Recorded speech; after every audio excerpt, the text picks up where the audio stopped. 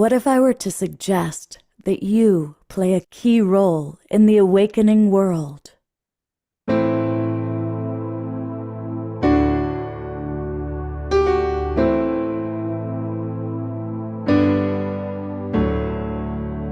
that you are watching this because you have heard the call.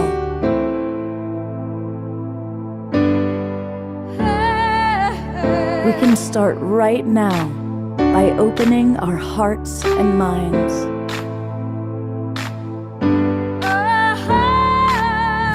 Welcome to the awakening world.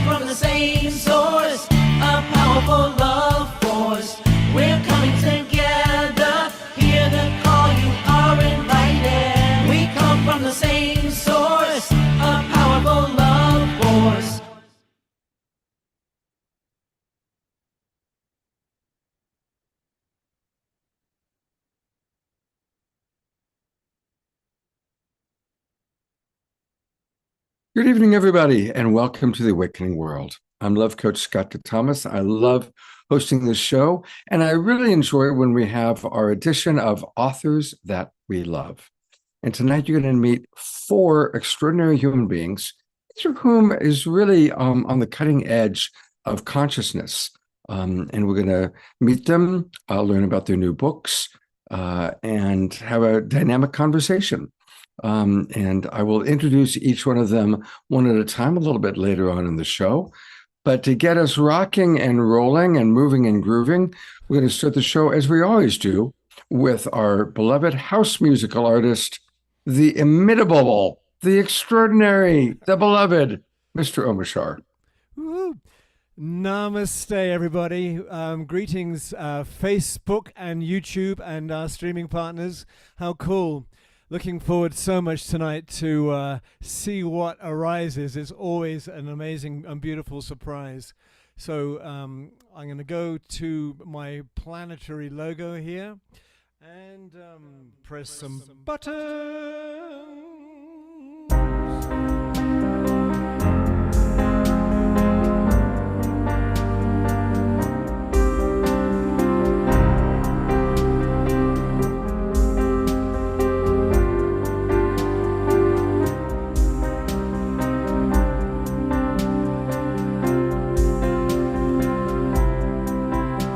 You'll never walk this way again.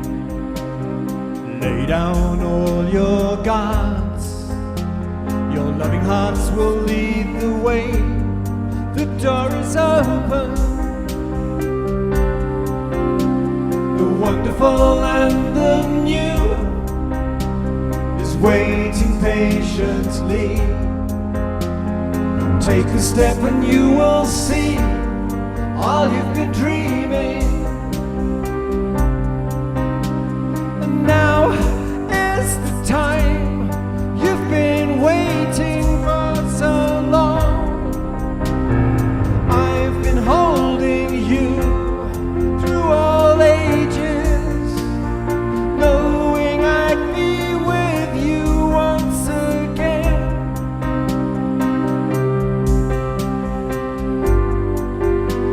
You'll never be alone again. Please take my hand in yours.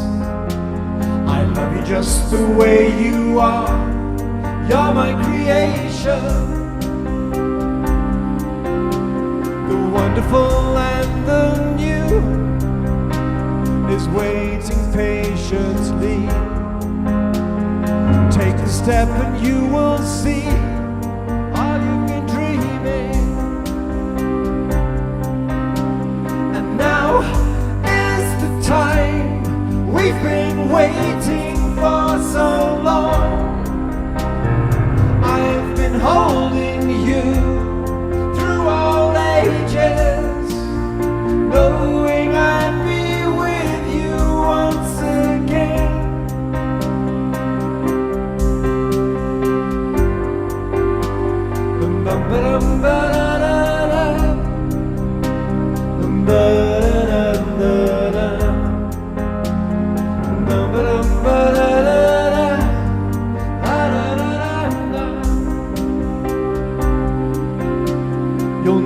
walk this way again.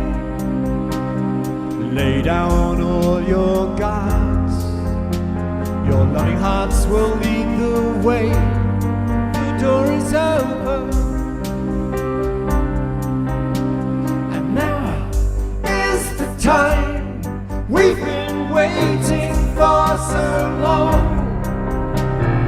I've been holding you through all ages, knowing I'd be with you once again.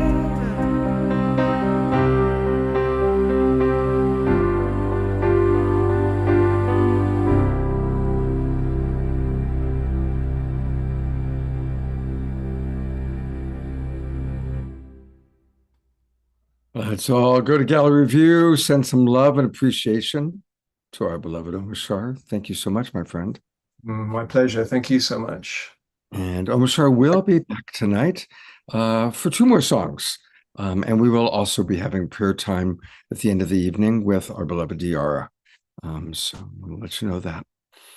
Well, this first gentleman that I'm going to introduce you to, as I said, everybody's new to the Awakening World. This is Joel White Eagle. And he's actually also, he first reached out to me about his organization, peacewalk.org. So we're going to learn a little bit about that first. But then a little bit later on, we're going to learn about his book that he has written. But we are the Global Peace Tribe. And so certainly learning about an organization called Peace Walk is quite relevant for us. So Joe, tell us a little bit about Peace Walk, and then he's going to lead us on a meditation to prepare us for the evening. Thank you so much, Scott. I just really appreciate how much you reach out to the world and let people join you like this. Thank you so much. So Peace Walk, well, how it came about for me is I was in Mexico and I thought I was going to be here the rest of my life. I mean, it's so easy to live there and everything at my fingertips, don't have to drive anywhere. It's just so gorgeous. The architecture, the people, they're so in the heart. And then Spirit told me to leave, come back to the United States. And I didn't want to come back to the war country, the country of the warriors, the warring country. But Spirit said, no, you're going back. So I bought an RV from a friend in Arizona and drove all the way to Florida, still not knowing why. And I get all the way to Florida, not knowing what I'm doing. And then I saw the Buddhist monks walk from Fort Worth, Texas to Washington, D.C. Did anybody see that? So I bet a number of you did. And it really touched me. And because I knew that we're on a dark, the government in our country is just on a really dark path. And we need to wake the people. People need to wake up here. And then it occurred to me, why only Buddhist monks walk for peace? I mean, why can't it be Christians? Why can't it be all of our spiritual centers, doing peace walks? And why can't just people walk for peace? And so that's where Peace Walk came about, that idea and so I encourage people to walk many miles for peace, and a mile a day. Is it really that hard? I pretty soon, in about 5 more days, I will have walked 100 miles for peace. And so I have T-shirts, and I'm going to have a T-shirt for myself now. It says, walked 100 miles for peace, the logo there, the Peace Walk on it. And this is what I encourage people to do: walk a mile for peace every morning. And I am trained in a method, a breath work called flow state breathing, that gets you into flow state, which is an actual brainwave state, not the beta state where the critical mind is, but you drop in that deeper place. And there's a way to do that while you're walking, while you're breathing and walking, and this gets you in that flow and in that divine flow. And and that's the state of being able to manifest what you want. If you do affirmations in beta, you got the critical mind resisting it all. That's why they don't work most of the time. But when you're in that deeper flow state, then you do affirm what you want in your life, what you're focusing on, and it manifest much faster. So Peace Walk is for our own health first, our own inner peace, to make that choice to live in peace today and to start that day off walking a mile for peace. That's simple, very simple. But look at the world. I mean, I came back to the United States and it was like leaving a color movie in Mexico to black and white coming to the United States. It's like even the cars are black and white.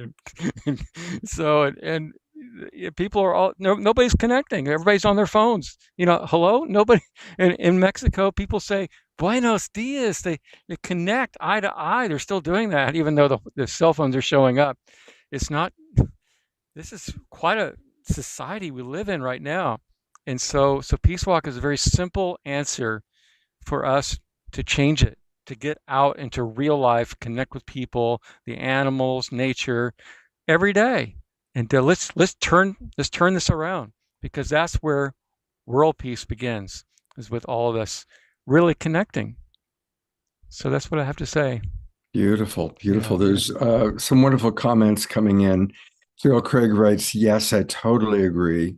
DR writes, black and white, like before the city of Oz. Yeah. And it's, by the way, we actually we had a friend of ours, Reverend Becky Suzik, who was one of the people greeting the monks when they came to Raleigh, North Carolina. So we carried that. And then, of course, we carried their presentation that they gave once they arrived in Washington. Yeah, I did a recent peace walk with some monks from this area. We just did that a couple of weeks ago, and that was really beautiful with a church, and I have pictures of that if you want to see. And we're doing one on the beach coming right up next week. It's going to be on Siesta Key Beach, and on the 21st it'll be, and that's going to be fun with the yoga community. And that'll be right on the beach, so it's going to be sweet. Beautiful. Well, we need to move forward, and I'm so appreciating that you've offered to lead a meditation for us. So take it away. Thank you. Just to say some words before we jump into the meditation to understand it. This is called a core energy meditation. And to give you an idea what core energy is, there's earth energy, which is food and stuff on that level, and then there's cosmic energy, and then there's crystal energy. And when I talk about crystal energy, I mean how you resonate with others. And when we're on the call like this, we're really connecting to crystal energy.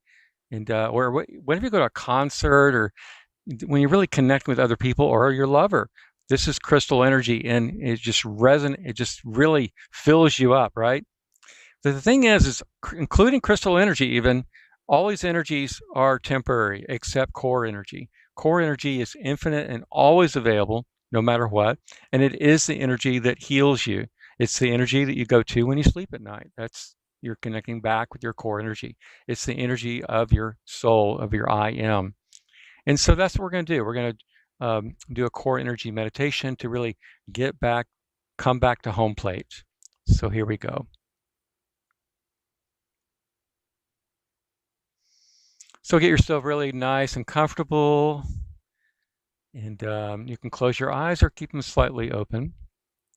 And I'd like you to imagine that you're sitting in a movie theater with the drama of your life playing on the screen. What are you concerned about?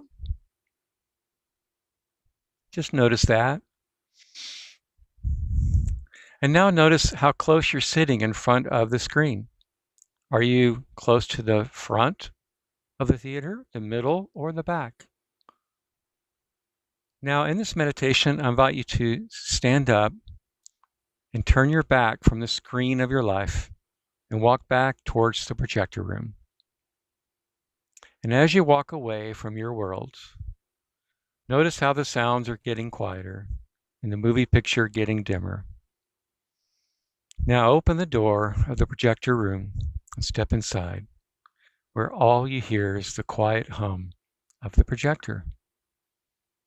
You can see now that what you've been playing was only one of thousands of movies.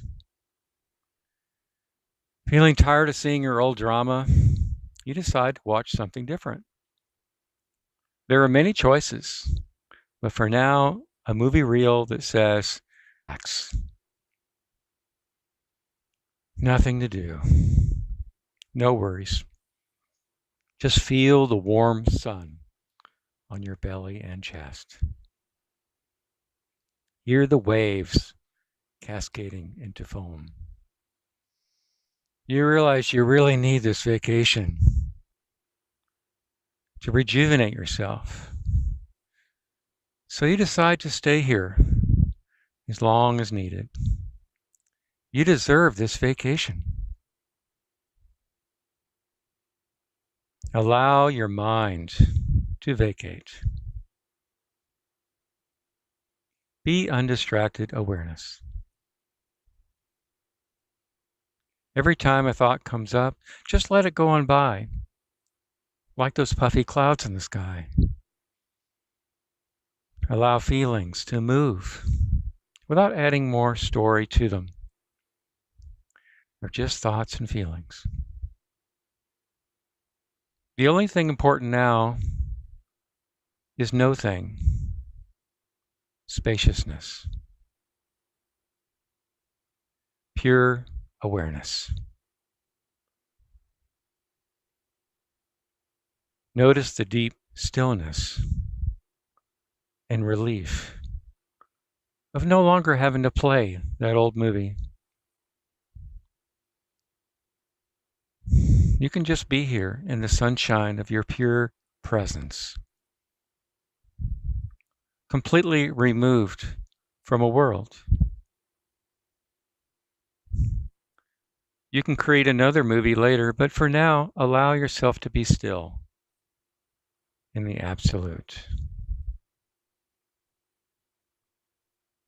You are undistracted, all-pervading beingness, awareness, bliss. For this moment, feel your I am. Take note of how the world suddenly disappears. Suddenly it happens so fast you're hardly aware of it. Your perspective of the world completely disappears when your awareness drops into your great I am. And when you're aware of I am, there is no world. When you generate a world, the I am tends to be covered or less pristine. Even though the world is made of the same I am, just play with that. World or I am. Later on, it all becomes one again. But for now, make that distinction.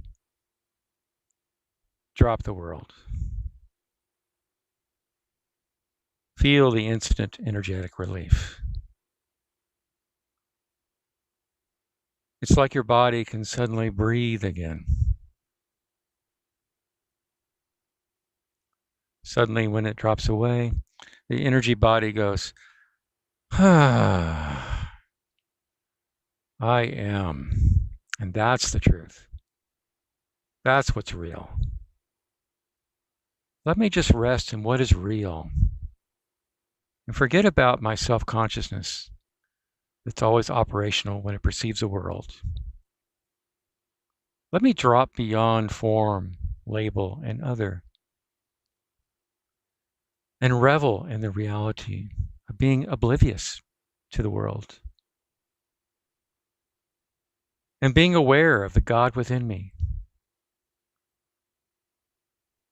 the great essence within my I am. Let me be unrestricted. I am. Let it consume your attention. I am. Stop focusing altogether on visual perception and sense the deep I am. Feel the stability and the power that lies in that.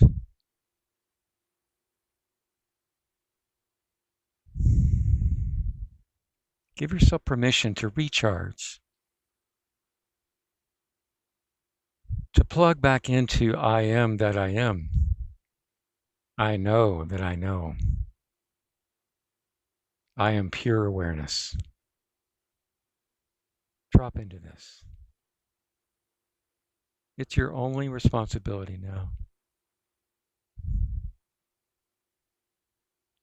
Just remain undisturbed by your own appearances and notice the space that remains.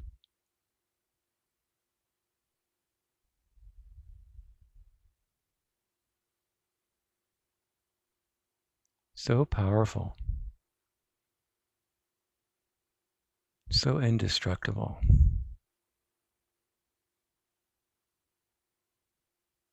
So changeless. So beautifully vast. You are the eternal space. Eternal consciousness. I am. Become quieter. Only that I am. Naked, pure awareness.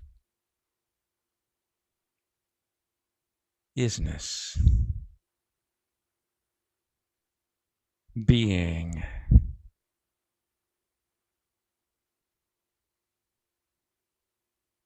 Existence.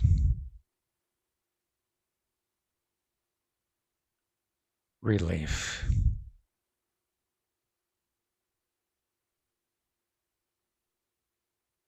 Freedom.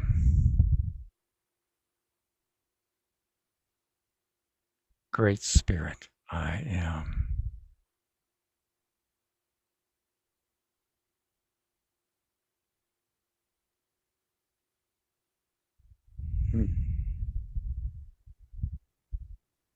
Thank you. Hmm. I want to just remind people that let's all join this beautiful organization that he's got going on. It's peace-walk.org. Peace-walk.org. And if any of you feel inspired to start your own local peace walk, pop that into the chat box. And of course, he talks about his first one in Sarasota. I also noticed that he has a Substack, which is, of course, how so many of our authors and people that are on the show get their word out. And so his Substack is thepeacepath.substack.com. So these are ways, and thank you, Joa, for getting us off to such a beautiful start. And we'll look forward to talking to you a little bit later on the show. Thank you. All right, let's meet some authors. Well, this first book, I just want to start with the title, and we're going to meet the author, Ken, in a moment. But what a perfect book for this time. Remembering Self, Seasons of the Soul Rediscovered Through Mystical Experience and Depth Psychology. And that's right along the lines, Ken, of what our people are all about. I'm going to read a little bit about the book. It's a unique exploration of the human psyche and the journey toward psycho-spiritual unity. Remembering Self covers the mind-body realm, as well as personal development, psychology, spirituality, midlife, eldering, and death. It uniquely weaves together the mystery of mystical spirituality, the depth of Jungian psychoanalysis, and the complexity of attachment theory. You've just combined about 6 different topics that we work with frequently on this show, Ken. So with no further ado, it is my pleasure to bring up the author, Ken, and welcome to the Awakening World. Well, thank you for having me here. It's a delight to be here. And it is a complex topic. It's a multidimensional topic, and I'm going to try to see if I can make it as simple as possible. given its complexity. But I want to first thank Joa for taking us in and recentering us in the depth of who we are, because that's really what the book is all about. And I think Joa just brought us to that location that we're all trying to awaken. And so, so generally the book is about awakening to who we are in this time. And it's also, it's about, as Joa was saying, returning us to the home plate. And I really love that image.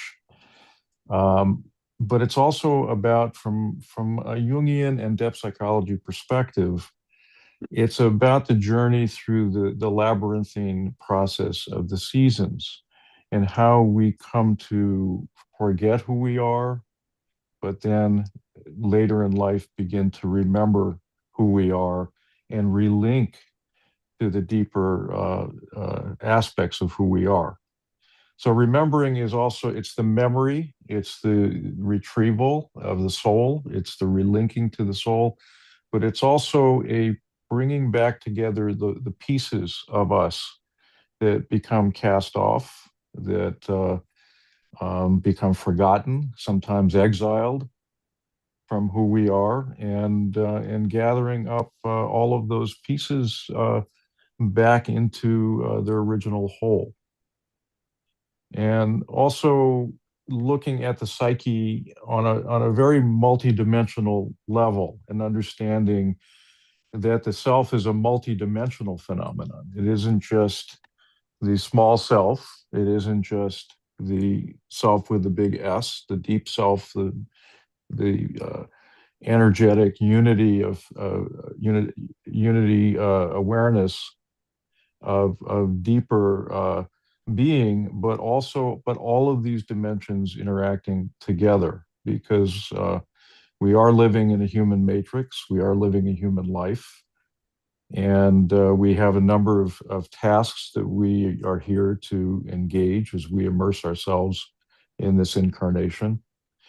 And these tasks are incredibly formative, and initially require, in a sense, the forgetting of who we are, so that we can immerse ourselves and connect with a temporary identity.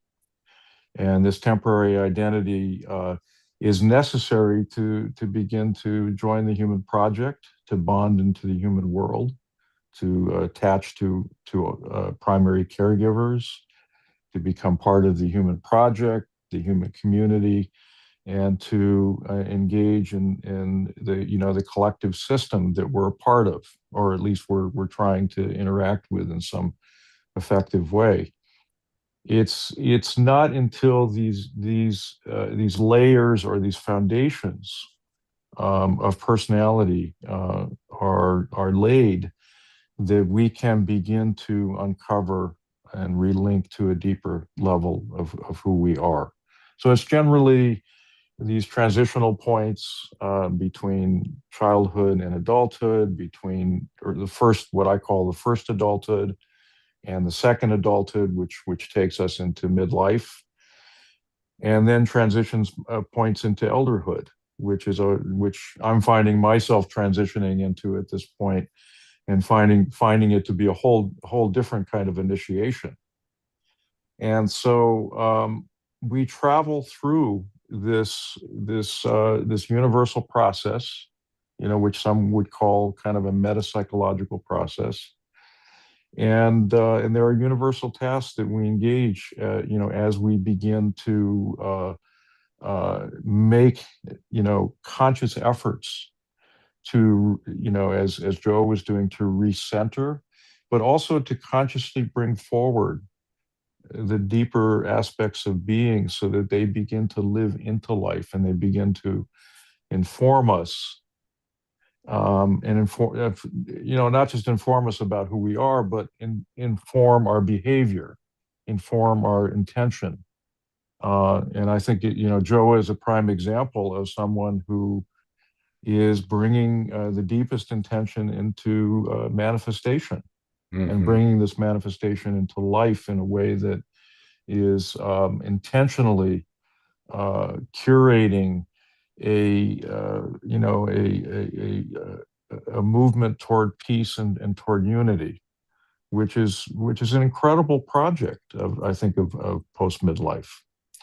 So that's the book in a nutshell. And but there is a behind the mystical understandings presented in the book is a very deep structure of psychology that I think is very important for us to understand as we travel through this labyrinth of the seasons. I want to read a couple comments that have come in from our audience, and then I've got some questions for you. Sure. Carol Craig writes, reading your book's description page, I am fascinated by this topic, Ken. And Tiara writes, yes, from unity of self to a part for discovery, and then to a final higher and deeper version of self. Ken, this is a great example of living a consciously aware life. So you're already getting some good feedback from our people.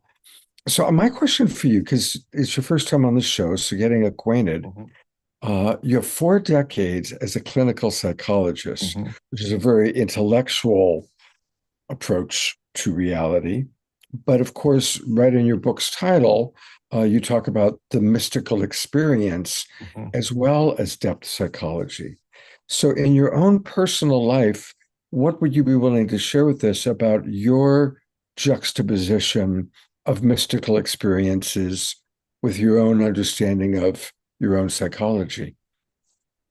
I think that's a great question. I think from the get-go, I've always been aligned with mystical experience, and I feel that it's from that depth, because what I think of as mystical is actually the foundation of who we are. And it's from that depth that that we're continually informed on a psychological or on an intellectual level about not only who we are, but about what is the foundation of reality. We are a balance of spirit living in a field of what we think of as physical reality. And it's the alchemy of these two levels of who we are that come together and bring about, I think, the sense of wisdom that we're and soul evolution that we're here to gain. And it's been my experiences, and I have to say, some has been informed by just living into life and through a deeper receiving, some through psychedelic experiences, which have widened the lens of experience. And it's this widened lens that I've learned how to settle into that has actually, informed my sensibilities as a psychologist and as a clinician who works with people on all levels. So, would you like, Scott, a particular example of this? Is that what you're? Yeah, that would be wonderful. For? Yes, please. I think that when I began to write this book many years ago, and I felt called to this book, and I think that's the first level of experiences. This has been a calling for many years. And when I decided to write it, I decided not to write it from a research or a theoretical position. I decided to write it from a receiving position, and I found myself engaging questions and grappling with deep issues that I really didn't have the full understanding of, and my profession has not brought light to these understandings. So, in taking walks and traveling through the woods and asking questions, I found myself in deep contact with what I would consider to be helpers, and I think at first they felt like they were coming from other levels or other dimensions, and I began to realize it was a mix of things. It was a mix of these helpers, maybe soul guides, but also a deeper contact with with my soul and my connection to source that was bringing forward information that was what I would say is beyond my pay grade in many respects. And so I listened into this for many years, and the book is a result of this listening, this mystical gathering, this mystical reception, and then beginning to bring it into a framework and an understanding of clinical theory that began to make sense for me. And I don't want to throw the theory out, the baby out with the bathwater, because I think that these theoretical structures are very important for us in guiding us and providing maps for us. But they don't contain the deeper perennial information that exists for us on the greatest depths of source. So that's the only way I can explain it to you. Yeah. So a couple comments and a question from our audience. Mhm. Carol Craig writes, my experience with psychedelics informed every aspect of my life. It's impossible for not to expand your perspective. And Susan writes, this is good to hear on both counts. Very well said. And then she asks, so to be clear, your use of psychedelics has informed your professional work. So that's the question we'll ask in a moment. And then there's a couple of other comments that have come in that I want to read, and we'll get to that question. DR writes, I believe your experience expanded the clinical theory and gave it foundation, albeit mystical. So I guess that's also kind of a question. And Carol Craig writes, I totally agree with your explanation of how psychedelics affected your outlook, because the perspective of our experience is definitely changed once we open that avenue. So just getting to the question, do you want to riff on or reflect back to any of the comments that you just heard from our audience? I think that these reflections are absolutely correct. We do not have the capacity unless we are in a highly expanded state. And I think that there are a number of ways to reach these expanded states. They're not all through medicine. Mm-hmm. But I think that medicine is a very quick way to move to these expanded states. And I think sometimes when there is a tremendous amount of resistance on the egoic level and a over-identification with this so-called ego self, it's hard to be available to some of the deeper realities that emerge in these expanded states that can be catalyzed by the medicine. So I don't want to say that the medicine is the only way to these expanded states, but it is through the depth of these states that I've experienced with a variety of different types of medicines that have not only deepened my understanding of what I'm doing, but I think have informed my psychology and widened the lens that has taken me on a journey I just exited an interaction with the head of the Newton Institute, and who wrote the book Journey of Souls. And we're actually talking about creating an expanded theoretical structure that includes Newton's work in the overall idea of what psychology is. And I think that metaphysical approaches, and I think the metaphysical approach that was expounded on by Michael Newton very well, have been seen as a little bit fringy in the clinical world. And I don't see them as fringy at all. I actually see them as his view is foundational. Mm-hmm. And I think takes us back to the origins of psychology, which were Hermetic, which were based in so many of Plato's ideas of transcendent essences. So we were very grounded in the idea that everything arises and emerges from the source thousands of years ago, and we forgot our original teachings. Mm-hmm. And when we began our clinical foundations in the early 20th century, we started out from kind of a scientific point of view, and it was not considered legitimate unless it adhere to certain scientific epistemologies. And so I think what's happening is little by little, we are expanding the lens. Jung expanded the lens a little bit further.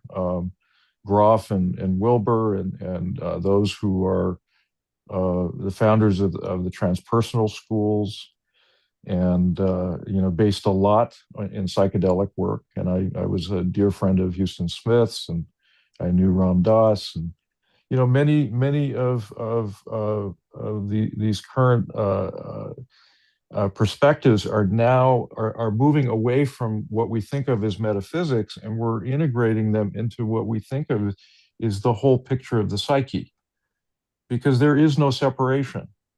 And so to say that something's physical and something's metaphysical and something's psychological, we're just talking about different dimensions of the same whole.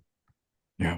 And so we want to bring it all in, and we want to create a perspective that integrates all of these ideas and technologies into a systematic theoretical structure. And that's something that we're trying to do with the Newton Institute at this point. Beautiful, very exciting. Well, boy, there's a lot I'd love to talk to you about. I had the good fortune to become friends with Ram Dass and meditate with him, and we co-created a camp together. And there's so many things I would love to talk to you about, but we need to move on to our next guest. But just one more time, of course, we're going to have a roundtable conversation, so we'll talk to Ken a little bit more then. But again, his book, Remembering Self. And Ken, I really am enjoying all that you have to say, and there's so much more that is so relevant to our audience.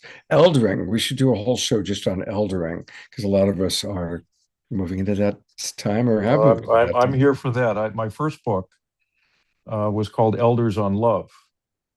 And it's all about, the consciousness and cultivation and expression of love from the standpoint of an elder's point of view. And all right. so Next authors that we love, I'm going to bring you back for that one. Okay. Right. Yeah, Very good. Well, thank you.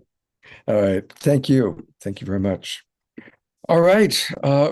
This is really an abundance of riches tonight. We've got so many fascinating people with us. And next up is Liza Rankow. And she is, as you see, a writer, healer, and activist. She's an interfaith minister, and we've got several interfaith ministers in our audience, Liza. She's also the founder and former executive director of the One Life Institute, which has nurtured the well-being of frontline change makers. We've got quite a few frontline change makers in our audience as well. And tonight we're talking about her book, and just the title alone grabbed me: Soul Medicine for a Fractured World, Healing, Justice, and the Path of Wholeness. What a perfect topic for the awakening world. So welcome aboard, Liza. Thank you, Scott. It is a pleasure to be with you and with this beloved community. Yeah, you definitely, you fit right in, your background, and I'm surprised we haven't met previously, actually. Mm-hmm. I'm sure there are circles of intersection yet to be discovered. Absolutely. Well, again, since you're a little bit new, tell us a little bit about your journey, about your life, and what's led you to where you are today with this wonderful and important new book. Mm-hmm. Well, I would say that throughout my life, my voice is doing interesting things tonight. Not sure why, but I ask you to bear with me. But there have really been three core elements that have woven through my life, both personally and professionally. And that's spirituality, healing, and social justice. You mentioned One Life Institute, which really sat at the intersection of those three. And even from my childhood, when I was in third grade, I had what I thought of as an underground newspaper called The Dove, which was my protest response to the war in Vietnam.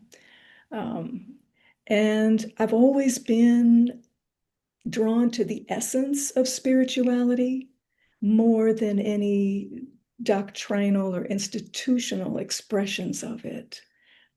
Very much finding spirit in nature through direct relationship with nature. I related with a lot of what Ken shared about the mystic stream of the spirit. And that is where I make my home. The book is also an expression of those three and really looks at the times that we're in, times of such devastating ecological, political, and social upheaval, and explores how we can meet all of this with what is deepest within us, right? How we can live with purpose and meaning, not just in spite of the crises, but as our response to them. It's so natural in the face of all of this to want to disconnect, to numb ourselves, to avoid the intensity of the pain. But the answer is not to disconnect, it's to connect more deeply, to root ourselves in that spiritual, sacred essence that is present within all of life and our belonging to all of life, to the earth and the elements and the ancestors and the coming generations, as well as one another, right? So in a sense, the book is an invitation to remember and live into that larger wholeness and to contribute whatever is ours to this, what I would call a transgenerational project of collective healing and liberation. I don't know if you want me to keep going, Scott. I certainly can. Well, I always love to find out what personal moments were significant. And so I'm going to go in that direction. But I just want to acknowledge, I love that at such an early age, you were a little baby activist, a little child activist. And I was. that's really quite beautiful. I find that so many of the people, no matter what our age is, I just turned 70, but we came in with just this desire to make a big difference in the world. And it shows up as a 10-year-old creating her first little underground newspaper. But I really love that. And reading Autobiography of a Yogi. So I didn't that, see, right? you're ahead of me. I didn't get to autobiography until I was 16, but that changed my life. Absolutely. Yeah. But I part of writing the book was the opportunity to really go back and reflect on the full breadth of my life journey. Yeah. And to reconnect with that wise child.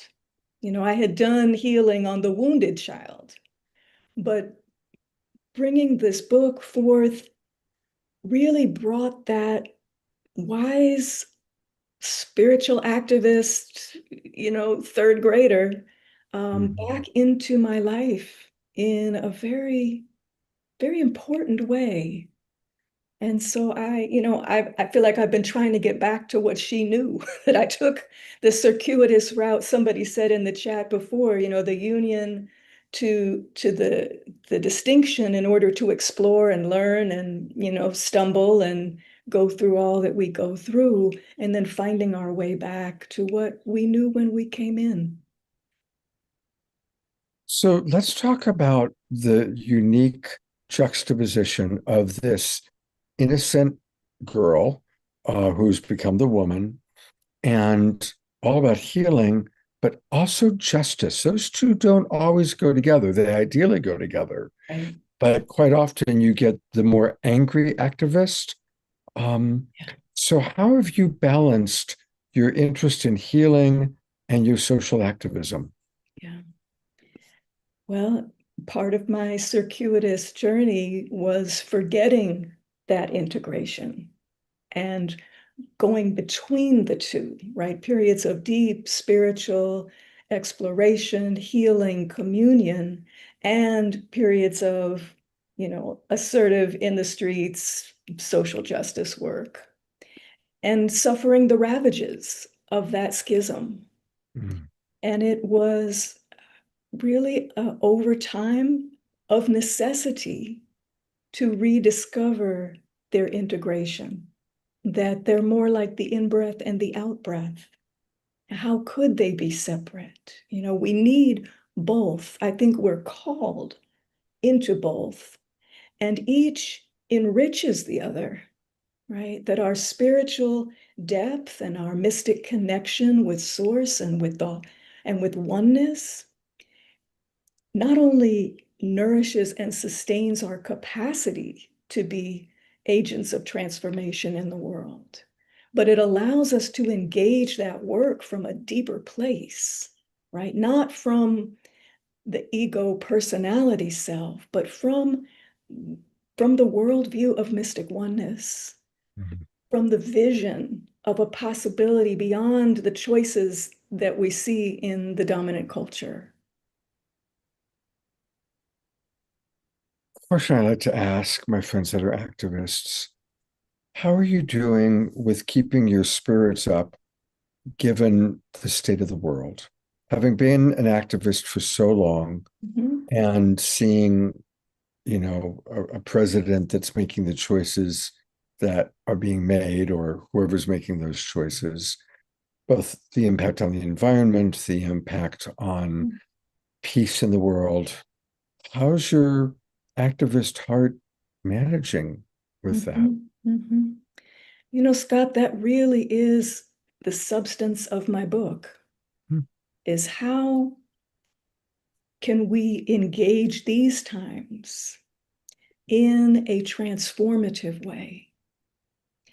I talk early in the book about the archetype of apocalypse, which, contrary to, pop culture, is not the fiery demise of everything, but it's the end of an age, Mhm. the end of a world rather than the end of capital The world, right? THE world, Yeah. right? And it's part of a cycle. So it's death and rebirth, it's destruction and renewal. And we are in that period of destruction, that the world that empire created is rotting and decaying from within. It is a world built on a paradigm of dualism, of othering, of separation, of domination and extraction. What would a world rooted in a paradigm of oneness create? And that's the invitation in the book, right? One, to unpack how we got to where we are. What are the core fundamental principles? It's not just a particular president or administration, right? It's a worldview that has been persistent for millennia on this Yeah. planet. But there are worlds that preceded this, that were aligned with a deeper knowing, that had not separated from our relationship with Earth and with the sacred. So in some ways, it's about remembering something. Of course, there are cultures that never forgot, and all of nature never forgot. So as we attune ourselves with that remembering, this is something that, that spirit, the trees actually can, to, to what your point about going for walks and being instructed. I was despairing about how we're ever going to transform this consciousness that is so assaultive. Hmm. And the trees said, it's just humans, first of all, and not even all humans, but a portion of humans that have forgotten. The dominant consciousness on the planet is of oneness. is of this sacred wholeness. So when we remember we're in league with this larger life, it shifts the balance of power. And that's what allows me, in a sense, to breathe in the midst of this devastating destruction. Now, what is reborn and how quickly, none of that is guaranteed. It's not like we just sit back and, watch our social media feeds to see the new world come, that it depends on how we engage. It depends on how we meet these times in a transformative and healing way. We're used to thinking of, if we just wait for the next election cycle, then, we'll get a new administration and things will be better. This is not that, right? This liminal period of transformation, of collapse and emergence, this is years. This is possibly generations. So those of us who are here now have a role to play. Those who came before us made their contribution. Now it's our turn to make ours. And then there will be others yet to come, all in league. Maybe some folks are familiar, certainly the cathedrals that take generations to build. But in parts of India, there are those living root bridges where each generation weaves the living roots of a tree to meet the roots from the other side. And the bridge itself is alive. It is woven of the roots. But every generation has to weave their roots for the bridge to remain viable. So what is ours to weave in our season? Yeah. That's beautifully stated. Thank you for that. I'm going to read a few of the comments that have come in, and then I'm going to take a look at your website. Carol writes, absolutely, Liza. My view of my contribution has nothing to do with anyone else. I control my destiny and have no intention of giving my personal power to this horrible administration. When you're an environmental activist, you are used to one step forward, two steps back. I love the analogy of one breath in, one breath out. It is my mission in this life to defend those who cannot defend themselves, including air, water, mineral resources, animals, plants, all aspects of this planet. Thank you. Very, very beautiful. TR is appreciating you very much. Just some nice comments from her as well. Well, I want to show people a couple of things. Again, the book, here it is. I've got it pulled up. There we go. Soul Medicine for a Fractured World, Healing, Justice, and the Path of Wholeness. And I'm going to take you to her website. And her website is her name. So that's nice and easy. Liza, L-I-Z-A, like Liza Minnelli, Rankow, RANKOW.org. And when you go there, boom, boom, click right away, and that takes you right to the book.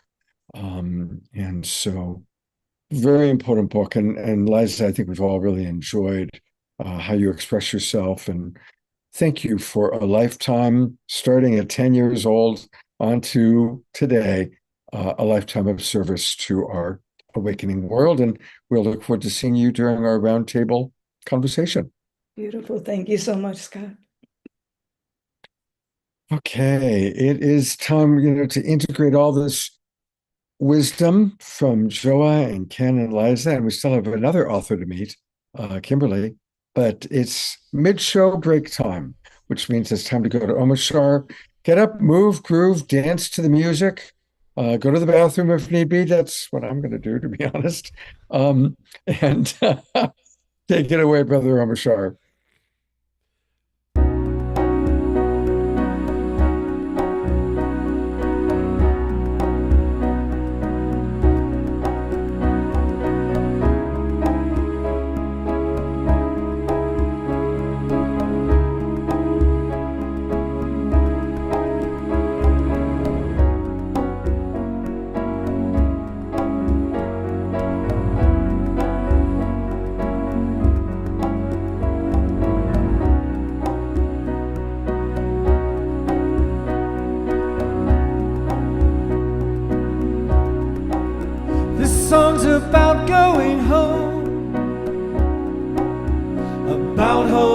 hopes and dreams, the ones that open your eyes, yet you rarely realize what they are doing with you. It's time to look where we're going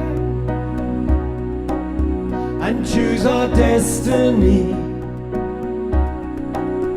It's our attitude in life that leaves us open to all kinds of things. This is the journey you take on your own. There are others going with you, yet you do it all alone. All you need is courage. Spirit is with you and the outcome is assured, so there's no need to worry, no reason for fear. You will feel much lighter.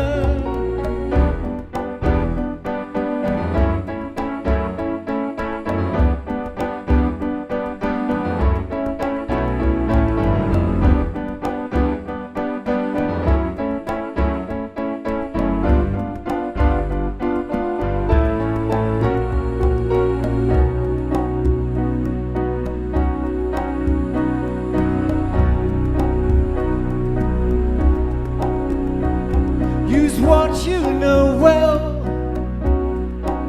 share it amongst your friends. I can't conceive of a world where there's no feeling at all, no time for greater things. Only one thing to say, and that's to enjoy yourself. There's no one better than you to do what you do, to go for anything. This is the journey you take on your own. There are others going with you, yet you do it all alone. All you need is courage. Spirit is with you and the outcome is assured, so there's no need to worry, no reason for fear. You will feel much lighter.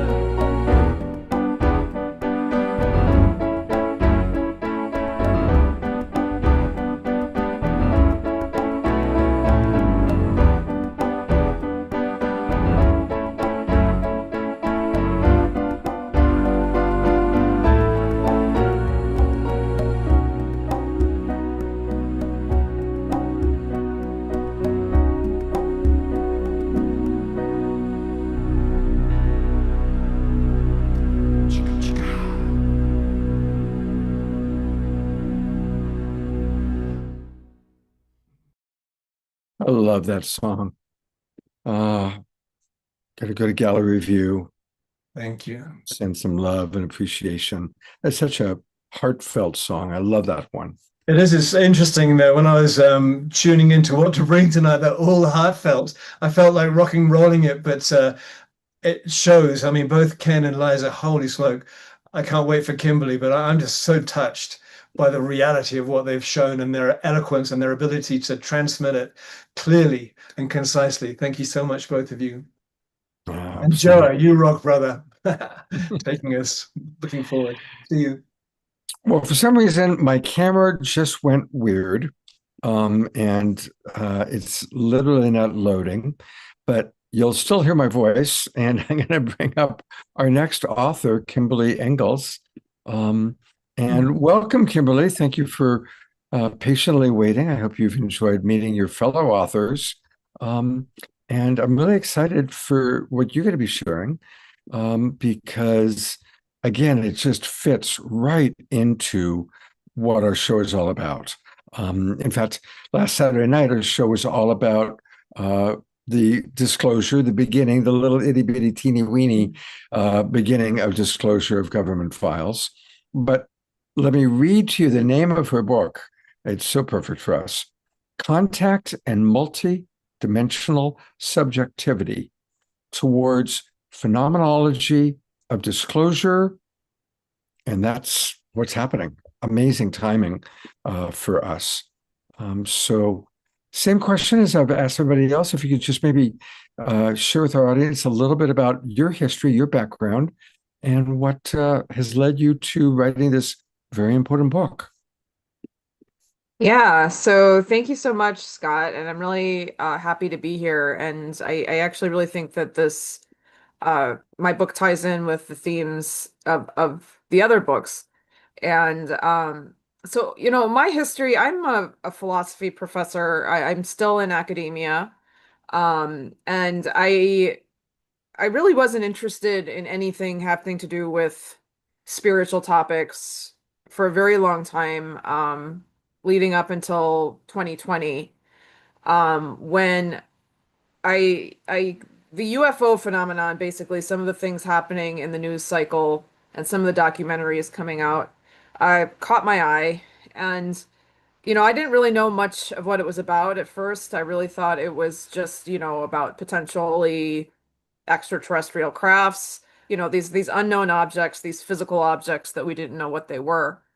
Um, but I started going further and further down the rabbit hole, as they say, and realizing that the sightings of the physical objects were just like the tip of the iceberg in terms of the contact phenomena and the experiences that people were reporting when they had a sighting of a UFO or a UAP, or when they had contact with the alleged intelligences behind them, and learning and reading more about these encounters and these extremely profound, transformative spiritual experiences people had that really opened them up to an entirely new understanding of themselves, of how they relate to otherness, so of their own relationality, and a new understanding of the universe. And this was, in a way, actually very transformative for me as well, because I had lived for many years in that physical materialist world, and it was true for me at that time, for a long time, like this is what the world is, it's just physical and that's it. And so, learning about these experiences and the expansions of consciousness, and the way that people who undergo these experiences emerge from them with a completely different understanding of self was very interesting to me as a philosopher who had for a very long time just been interested in different forms of transformative experience. And so, it reoriented my own subjectivity, my own way of relating to reality. I know, the theme of your show here, you talk a lot about, relationships to each other, relationships to the earth. And many people who have contact encounters emerge with profoundly different relationality, both in terms of how they view others, um, having experienced often that phenomenal experience of oneness that Liza was speaking about, that deep realization that everything is one, having an expanded circle of moral considerability and moral patiency in terms of caring about the earth, caring about plants and animals as beings of moral concern, and also as understanding their life as kind of unfolding on multiple dimensions of reality simultaneously. That there's the physical self that's going through physical time and space, and then there's dimensions or layers or aspects of the self that are not identical to the body and that are kind of unfolding in an atemporal space. Or, we can use the language of dimensions to speak about it, dimensions other outside of the 3D. And so, the book was really asking this question because often, these experiences are not taken seriously in academia. I am an academic. And these experiences are not, they're just kind of seen as people are, delusional, or there's some kind of mundane explanation, or it's written off, or it's just kind of classified as like religious experience, as if that means nothing. Um, so I wanted to ask, what does it mean to take these experiences seriously as sites of philosophical inquiry? And so I conducted, a study with experiencers that was approved by my university. And I really got in depth with discussing with them not only what was the original experience that you had with the UFO and with the intelligence that was associated with it or perceived to be associated with it, but how did that unfold for you in the aftermath? What was your meaning making process in the aftermath? What was your interpretive process? And how has this really changed the way that you fundamentally anchor yourself in reality and that you relate to others, that you relate to the earth, and that you understand who you are as a human being and who we are collectively as a human species. And the insights in it, I think, are quite profound. And what I really tried to do was take these insights, witness them fully, right? Because too often, people listen with only a partial lens. It's like they have an idea of what they think, the UFOs are, or they have an idea of who the intelligences behind them are. And so they'll only listen with that framework in mind. And I said, well, let's listen fully. Let's listen to all dimensions of the experience. Let's try to check our assumptions at the door as much as possible and just fully witness this experience and witness what it's doing to us and what it does to those who come into contact with it. I think that the results in some ways speak for themselves. But also what I attempted to do, or I think what I did do in the book, is put this in conversation with academic philosophy and philosophical concepts, because a lot of the changes that people go through, they have pretty sophisticated ontologies and metaphysical understandings in the aftermath that they may not necessarily have the philosophical language for. But I have the philosophical language, and I kind of put it into conversation in the later chapters, and I essentially, there's all this talk about disclosure right now, but it's talking about disclosure as like a government event, right? Where like the government is going to reveal the truth. And I ask in the book, what if we treated disclosure as something that is ongoing in these experiences? It's not something that we're waiting for. It's something that's already happening. In the contact experiences, taking them seriously as sites of inquiry that are revealing or disclosing something about ourselves and something about the world that we live in, and that as an ongoing process, then disclosure is not something that we're waiting for, some kind of authority, government to give us the truth about it. Instead, disclosure is something that is happening right now when we listen to the experiences of those who have encountered these entities and are open to the possibility of our own experiences as well. And so, it's a blend of, there's a lot of experiencer testimony. I take this testimony seriously. I acknowledge it, or I approach it phenomenologically. I don't assume to know from the outset, exactly what it is. I just want to present, what appears, how did they live it, how do they interpret it? And then again, I put it into kind of a conversation with philosophical concepts and say, what is already being disclosed to us through these experiences. Beautiful. I've got some comments to share, but here's the book for everybody to look at: Contact and Multidimensional Subjectivity Toward a Phenomenology of Disclosure. And I really like what you said, because it's true. It's not about waiting for the government to do it, although I am grateful that they're starting the process. It's a step. Yeah. But you're right, disclosure's been happening. I've been involved in this for a very long time. Back in 1996, I was hired to do all the UFO stories for a nationally broadcast television show called The Borderline. And during those years, I interviewed 8 former astronauts, 30 former military officials. And way back then, we were waiting for disclosure. Disclosure, right? Yeah. Right. So at least finally, little itty bitty. Little bit, yeah. Yeah. But you're right. The real disclosure is each and every one of us having our own unique, extraordinary experiences, which of course are as diverse as are human beings. Whether it's seeing something in the sky, or having an astral projection, or having a lucid dream experience, or having a being that comes to visit us. there's any number of ways that it happens. Sometimes with psychedelics, sometimes Sure. through meditation, and sometimes out of the blue, you have this experience, right? So I'm going to read a few of the comments from our audience, and then I've got a couple of questions for you. Okay. Connie Baxter Marlowe writes, Kimberly, this is so important as open contact becomes imminent. And then she reminds everybody about their 30-minute episode, Cosmic Contact, from their In Search of the Future series. I recently hosted one of those roundtables for them, and it was great. We had Danny Sheehan and all sorts of interesting people.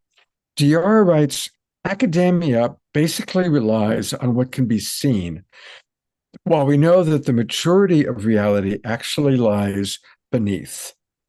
And then Diara continues, Kimberly, I love how you interweave and support the differing disciplines. Thank you. And about academia, Reverend Jeffrey Colbrook writes, this is from a friend of his, quote, that's why I was so glad to leave my university teaching job. Their idea of research was like living with an axe to the back of your neck. That's a very strong visual impression. The writing was on the wall that knowledge was going nowhere in the institutions. Knowledge or truth is treated as a fixed property that the academics strictly policed. And that is going back way, way, way back, to forcing the great thinkers, to have to recant what they had come up with because it was different from church doctrine. Galileo being told, we're either going to torture you to death or you're going to refute what you've just discovered, right? So we have a long history of academics being so attached to having the knowledge or having the dogma that we all have to believe. And life is a constant expansion. We keep going through various stages of cognitive dissonance, which leads to my question for you. Now, I met Kimberly because we're both part of something called the Consciousness Club, which is a really wonderful, fun group of rather radical thinking, outside the box people. And a lot of the Consciousness Club people are also very involved with Europedia, which we highlighted last Saturday night. What are your thoughts about oncological crisis, massive cognitive dissonance as disclosure takes place? Do you think that concern is mostly a PR campaign to keep things quiet? Or do you think it really is a legitimate concern that we have to prepare for?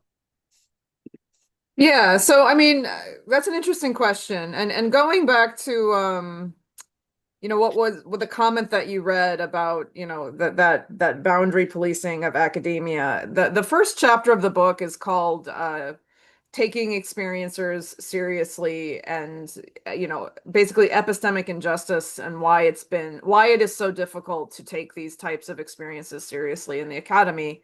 And I talk a lot about those very problems, like the policing, the gatekeeping around what knowledge is, the idea that the scientific method is the only way to produce truth, and that everything, has to be physical and proven, and that, science can give a picture of the entire scope of reality, when we all know that it can give us an understanding of the physical reality, but a lot of reality is so much bigger than that, right? And there's so much more that it cannot. And so I'm very, very cognizant of those barriers. And as a philosopher, I have a little bit more flexibility than some folks in other fields. Some of my colleagues who work, in physics or astronomy, and they're at universities right now, get a much harder time, in terms of how rigid it is.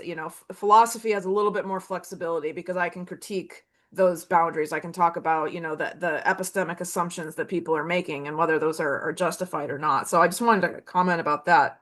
But to your question, I mean, I think there is a level of ontological shock that some people are going to go through. I mean, I went through my own mini version of it. That's a little bit of what I was talking about at the beginning. And I say mini, but some of it actually, there were times that it was pretty rough because I did not have a worldview that made sense for this, and I kept encountering things that were just like shattering one thing after another that I had just assumed was true. And so some people are going to be confronted with that, right? But that's also really what I talk about in the book. It's that the experiencers that I'm interviewing were not people who had worldviews where they thought that this was possible. They were ordinary people going around about their lives. Many of them even said, you know, I was an atheist or I was a materialist before this happened. And then my whole worldview got shattered when I woke up and there were entities, you know, standing at the end of my bed and I had no idea what to make of it. And, you know, it was hard, but they did it, you know, I think that there may be some growing pains as we're going through this disclosure process, and there are, for some people, it is going to rupture their understanding of what reality is. But I really strongly feel that we're up to the task. Like, we can handle this. It might be, you know, it might be more difficult for some than others. I don't think there's going to be, you know, some widespread panic that, you know, that we can't handle it. I think humanity can handle the truth. I think humanity can handle disclosure. I think that, you know, again, as you said, everybody's own experience and interaction with it is going to be different and is going to be, you know, tailored to their own experience of it and their own interaction and participation with it. That's in the final chapter. I really talk about how everybody has their own participatory journey with this phenomenon. If you're willing to, you know, play by its rules or kind of enter the game, you know, and not in a malicious way, but just like it's kind of like a communication between us and this unknown other. And if we're willing to open ourselves up to it, it can be like really fun and really exciting. And I think that collectively, you know, I think that we're up for it is what I'll say. I'm optimistic. Right? So that's how I would respond to that question. Good. Well, we're going to be busy. We have a lot of people to support and to have that balance of empathy for whatever a person's going through. Absolutely. You know, and also not to become dogmatic, to really Absolutely. recognize that each person's having their own unique journey of awakening, their own unique journey of consciousness. And there's no just one thing. It's so important for us to really appreciate the whole day. Just as we're understanding the diversity of the universe, it's not just one alien species. It's not just one dogma. It's so vast and big. So we have to expand our consciousness. We have to expand recognizing each person has their own unique journey there. Yeah, absolutely. Well, we're going to go into our roundtable conversation in a moment, but you can find her book on Amazon. And here's the page, and I put the link into the chat box. And a very important book at a very important time. So thank you for taking the time to give birth, each of you, giving birth to these babies, these incredible babies that are these books that are so valuable to us. And so thank you, Kimberly. I'm going to bring all of our people up in a moment, but I do have a couple of important Global Peace Tribe announcements. So tomorrow, Thursday, we're going to have another extended conversation with our good friend Swami Beyondananda, also known as Steve Bierman. And we are going to be doing it. I'll be at the Sunrise Center. And some of you joined us last week.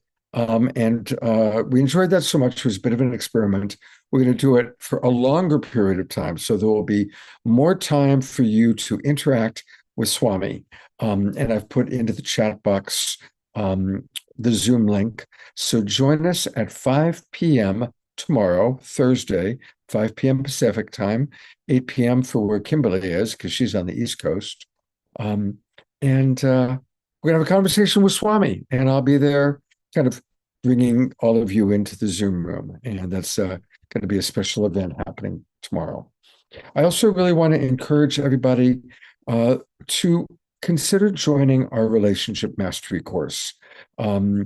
Omashar and Susan Bloomquist and Diara have joined the course.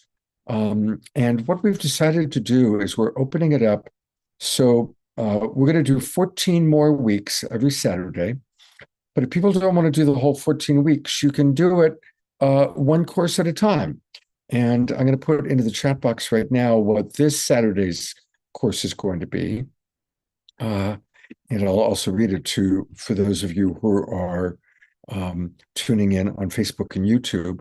This Saturday, we're going to be looking at deepening self-awareness, learning how to differentiate from our thoughts, feelings, and needs and values, learning how to understand how thoughts shape emotional experience, moving from reptile brain reactivity to conscious responsiveness, shifting from head-based analysis to heart-centered presence, and an introduction to somatic awareness.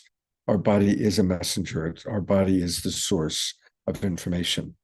So please do join us if you can. And we are going to have... we have Joa, Scott. I did see that. Thank you for that note. Your face has disappeared. Yeah, my video, my Zoom is doing funny things. It is. So I'm having a little bit of an issue here. In fact, I'm frozen. So co-host Omashar, can you put Joa on screen, please? And I'm going to, if possible, make you host, leave, restart my computer, and come back. Okay. Because I am definitely frozen. Well, do you want to have a few introductory questions with Joa and then he can carry on whilst you go in and come out? Yeah, why don't you go ahead and have Joa share about his book? He's right here right now. I've got the little Macintosh Wheel of Doom whirling around. I see. So. Hey, Joa. Yeah. And I did actually send you a direct message for how to buy my book. I sent it to you direct, Scott, if you want to check that out. I'm not able to access anything right now, so if you can send it to Omashar and then he can show it. Yeah, I don't know how to send it to Omashar. You can just send it. You can just pop it in the general in chat. The chat. Okay. Yeah. So let me just do that real quick here.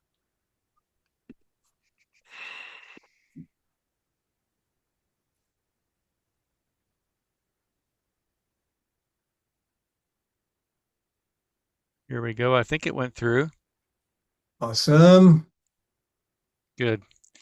All right. So my book is called The Sexual Integrity Handbook, Journey from Imbalance to True Love. And it's a channeled book. Master Tobias and Saint Germain, my higher self as well. And the remedy for the imbalance comes from the goddess Isis, and it's really fantastic. So the book starts off with revealing the 6 major spiritual discourses, disclosures. So we have spiritual disclosures that are changing everything, both internally with ourselves. And the first spiritual disclosure happened in 1930. The I Am teachings, the I Am wisdom was finally given to the common people at Mount Shasta, California. Saint Germain brought that forth to Guy Ballard, and the I Am discourses were published. And so many of the teachers in our New Age draw from that information. And the basics of the I Am teachings are I am that I am. And it's not obscure information, it's what it is. I am God, I am source. That's what I really am. And as we focus on that, it completely changes your life. You really shift your life from being a human trying to have a spiritual experience to realizing you are that I am. You are that soul, that infinite soul, here to transform your human experience. It completely changes your life to really focus on what you really are. And so we have to own the human, own the body, But we're not the body. We're not the human. We are the I am. We are perfection. We are amazing. We're beautiful always, innocent always. So that's the first spiritual disclosure that happened in 1930. And because all that time before this, that information was removed by the Roman Catholic Church, 90-something% of it. Jesus said, "I am the way, the truth, and the life," and many other I am statements, not to claim it as him alone, but this is what you do when you realize you're here to realize you are that great I am. The Father and you are also one. Back in those days, he called it the Father. It's the same thing as the I am. Everything was masculine back then. So anyway, so the second disclosure, I hope you can still hear me. The second disclosure is the law of attraction. So that hit really big, the law of attraction and different spin-offs of that. And then actually there's 12 spiritual laws, which we teach in our school. I have a college, and so it used to be called the I Am University of Mount Shasta, then the I Am University of Spiritual Psychology. But now we recently changed it to the Spiritual Leadership Academy. And it's just online now. It's live online, though, always face-to-face interaction. So, and I have 2 master's degrees in spiritual psychology, and that completely changed my life. And so anyway, this is what I educate. And every week, Wednesday, we have classes, and for the last 14 years, since 2012. And so, so back to the book. The third disclosure, this major spiritual disclosure, is what this book is about. What is that? It is the return of the divine feminine to balance the masculine. And this is huge. And so what we've had this war between the masculine and feminine energies since the beginning of humanity. And it's really, I'm convinced, the root of most conflict. So let me back up here and explain what I believe the real, or the energetic cross is from the Christianity. And the cross is the unification at the heart, the unification of the higher self and the human self, and the masculine and the feminine at the heart. And when we unify in both ways, this brings us into Christ consciousness or Buddha consciousness. And so this book is very focused on the masculine feminine, because that's the final piece here. There's a lot of people who have been working already on merging the higher self with the human self. And we do that in our school through what's called inner bonding. It's an amazing process. And healing the wounded child with the spiritually connected adult. So this book is about unifying the masculine and feminine. So there's all this talk about how important polarity is. Well, it's there, and polarity is important for attraction. So it's what starts a relationship. But I believe the real purpose of relationship is to feel our unity. And so now this book is not about becoming androgynous, even though the soul itself is more androgynous. But it's perfectly fine to be a man or be a woman as long as you're loving your opposite. This is what balances you. This idea that there's a divine feminine or divine masculine that's by itself, it's not true. It's ego. You got that? I really want to make that point. There is no divine feminine or divine masculine if it's separate from the opposite. It's ego. That's ego. It's totally ego. So we're here to unify. So this is the wholeness that we're choosing to remember and live. And so this book is about how to do that, but it's also about the history, so you really get how much suffering we've been creating. It's the cause of suffering. And, it all started in the very beginning. It all started with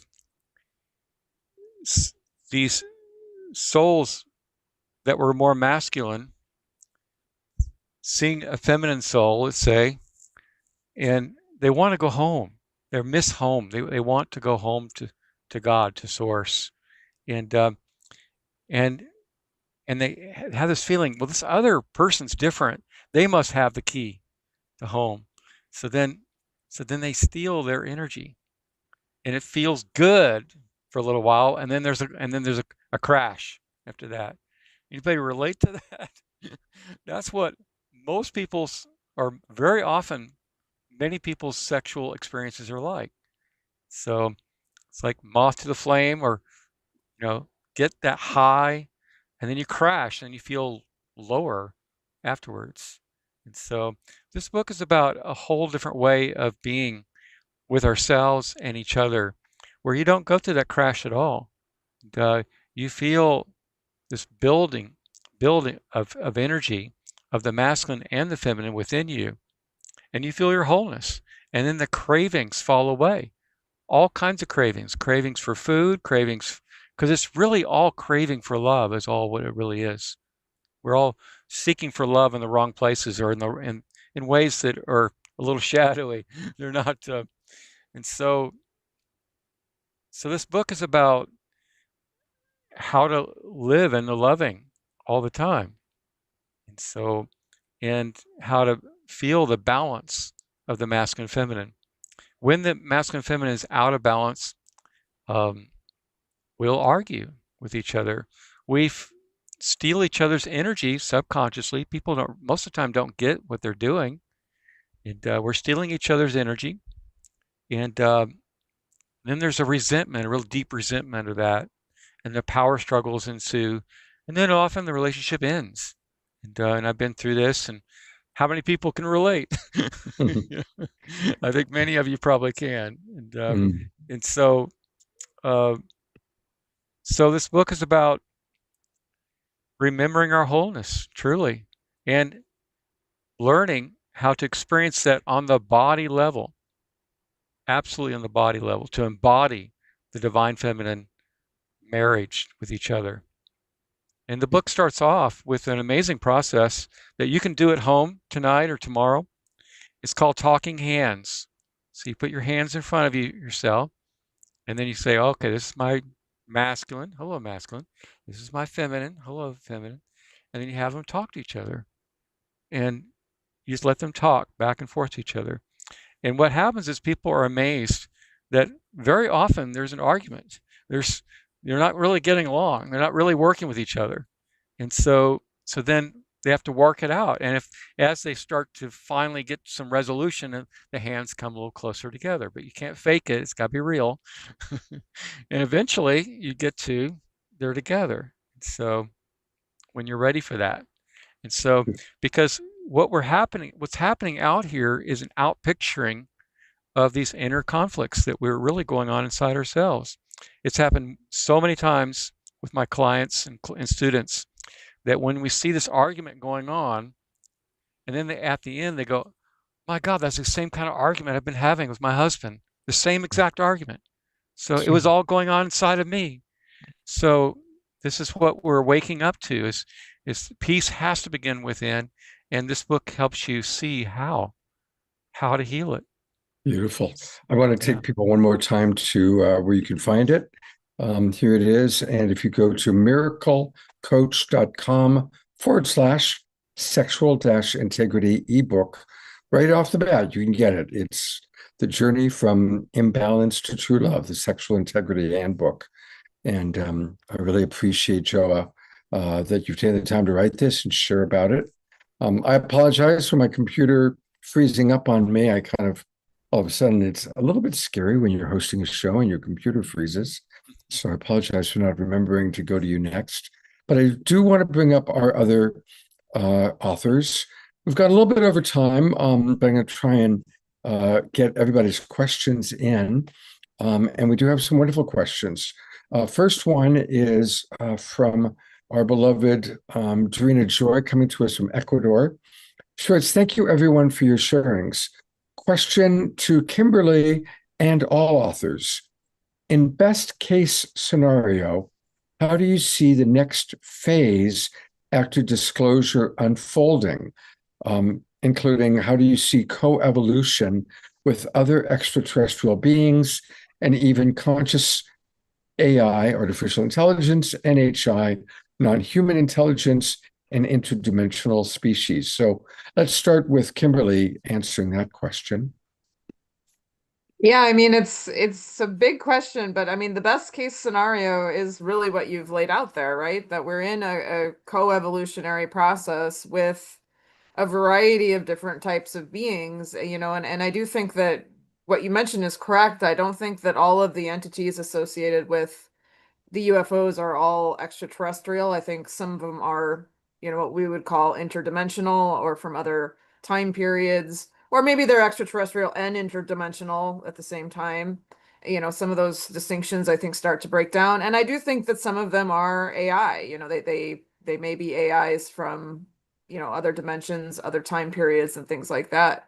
So I think the best case scenario is, that we are collectively as a species able to open ourselves up to this otherness, to to this paradigm shift where we realize we are not, the alpha species, that we are one intelligent species among a universe that is, has all kinds of intelligent life there. That we make that adjustment, and as you say, it becomes kind of a co-creative and co-evolutionary process. I don't think it's necessarily going to be smooth. I think that it's going to be, like I said, some growing pains as we go through that. That's every paradigm shift that humanity has ever gone through can be difficult. But I think the outcome will be, positive. At least that's my read on the whole situation. Beautiful, thank you. Yeah, I'm going to go to Ken. I'm curious, Ken, if you've got anything that you'd like to add to that question.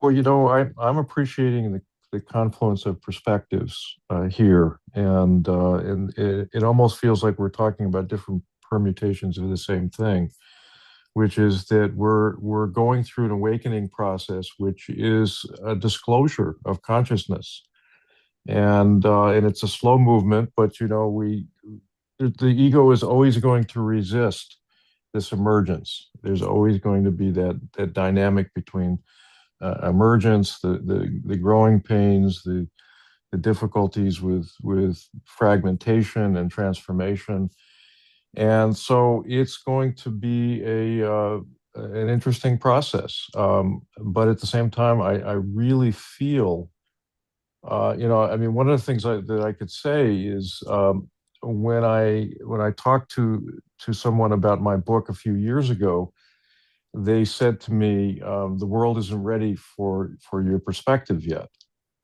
And I found that just over the course of maybe 5 or 10 years, these perspectives that we're talking about right now, everybody seems to be very much aligned with, on board with. And I'm asking myself the question, what's happened in the last 5 or 10 years that has made this larger lens, has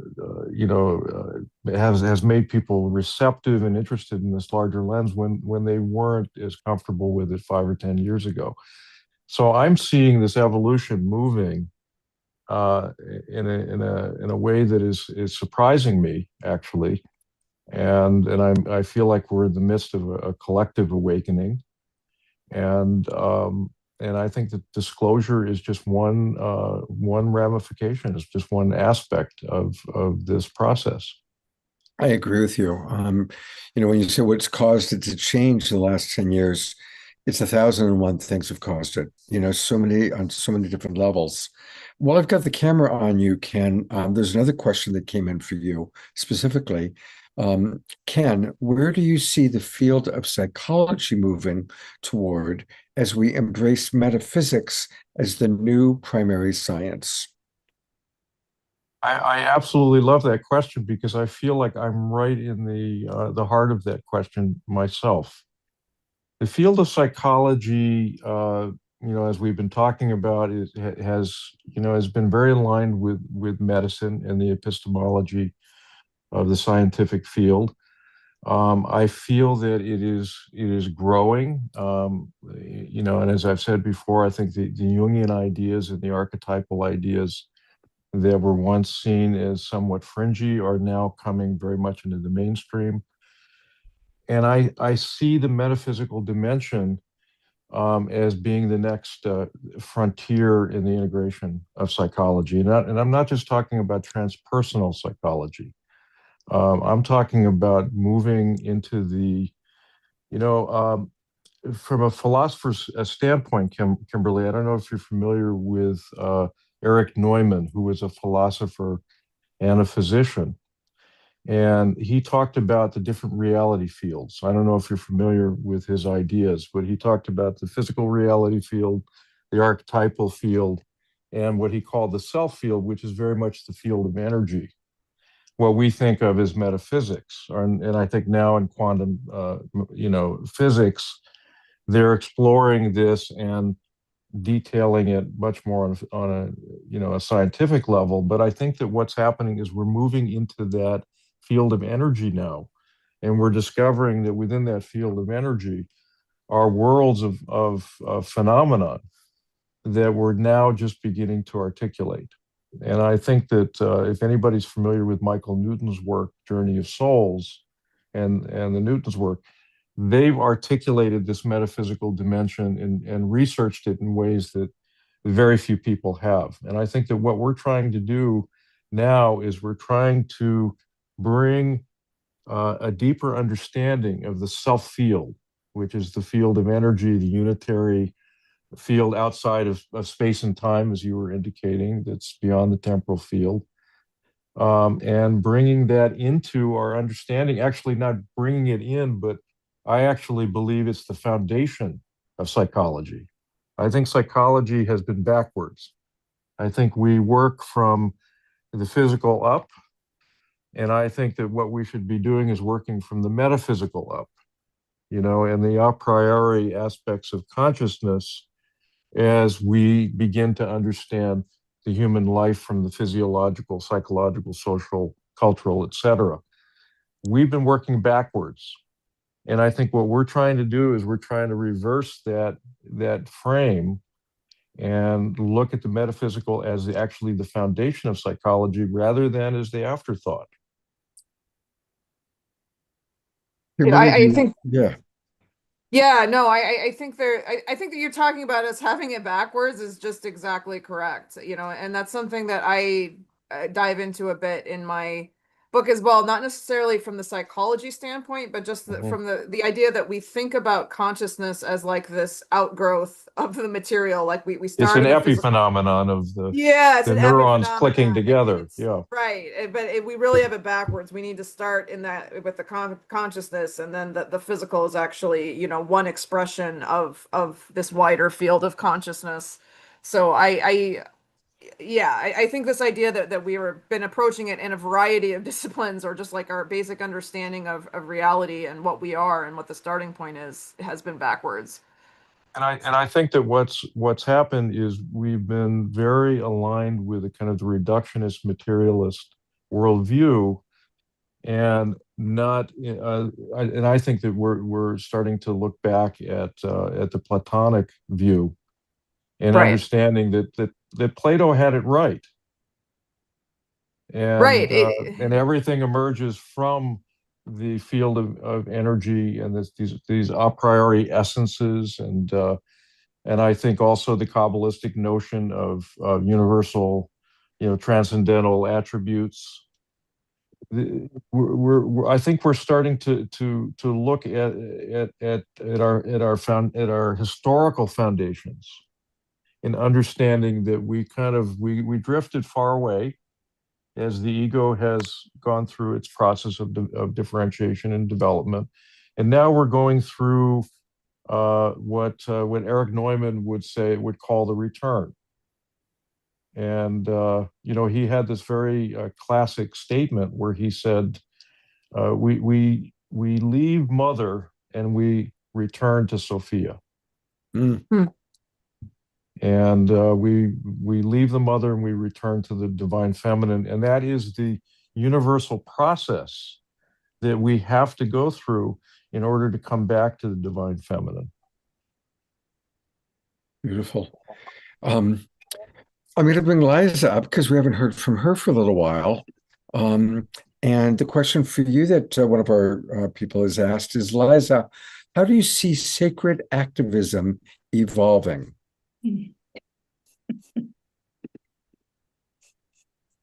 I think I would see it not so much as sacred activism evolving, but as we human beings who are practicing it evolving. That both from a standpoint of healing the fractures within ourselves and within the collective of our social structures and systems, right? Mainstream activism tends to primarily address systems and structures, and that is important from a harm reduction standpoint, right? To minimize the assault, but without shifting the underlying paradigm, which is where sacred activism, as I understand it, is aiming, that whatever changes we make in the outer world can't endure, because without a paradigmatic shift, we'll revert back to type. Now, it's easy to profess oneness. It's easy to feel our oneness with nature and with people we agree with, and even with folks who are most harmed by oppression. But the hard part is to work with our oneness with the oppressor, with the perpetrator. That is, an inconvenient truth that I think we often bypass, right? My oneness with the current occupant of the White House, like, that's not a sweet, easy place to inhabit. So what does that demand of us, right? Archbishop Desmond Tutu talked about that we are kin with both the oppressed and the oppressor, and that until the oppressor is liberated from the consciousness of separation and dualism, until the oppressor is brought to awakening and remembrance that they too belong to this larger whole, our work is not done. Mm. I would like to also respond to that question. May I? Yeah. Okay. I hear the question is how's activism evolving?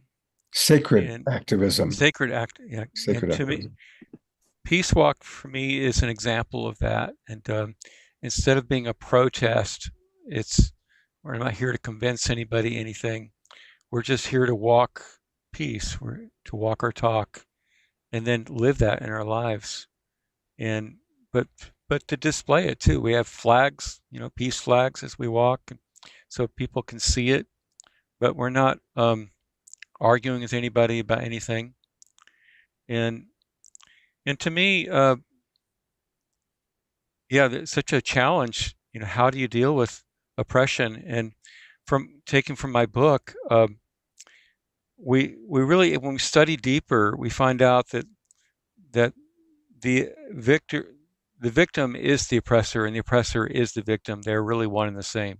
So those who are being victims aren't aware that they are also oppressors, and those who are oppressors often aren't aware that they're being victims at that time. And so as you study this deeper, you find out that they're one and the same. They're both. And so, but then when we're in peace, we've let that go. We've let that duality go. And that's the true self, actually. It's what we really are. And peace is the highest state before enlightenment. It's the doorway to enlightenment. So I feel like that's where we're heading, is learning to not take sides. When we take sides in our own brain. So we're not in balance anymore. That's what I believe. Thank you, I've come to Joe. And I think I realize. saw Liza raise her hand.